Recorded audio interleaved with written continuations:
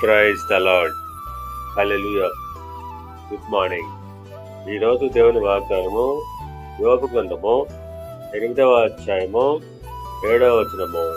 నీ స్థితి మొదట కొద్దిగా నిండినను తుదను నీవు మహాభివృద్ధి పొందుదువు. ఆమేన్. ప్రియమైన మొదట నీ స్థితి కొద్దిగా ఉన్నప్పటికీ చివరకు నీవు మహాభివృద్ధి పొందుతుంటావు. ఆ ప్రకారంగానే దేవుడు యోబును ఆశీర్వదించును. యోబు గ్రంథము 42వ అధ్యాయము 12వ వచనం ప్రకారంగా యెహోవా యోబును మొదట ఆశీర్వదించినంత కంటే మరి అధికముగా ఆశీర్వదించను.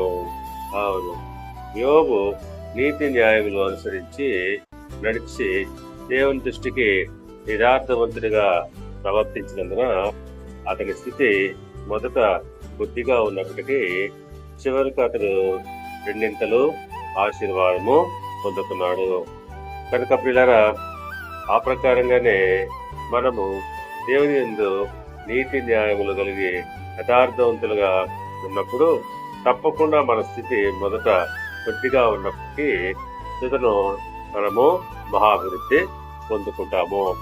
దేవుడు మిమ్మల్ని దీవించి ఆశీర్వదించి వర్ధిల్ల చేయనుగాక. ఆమేన్.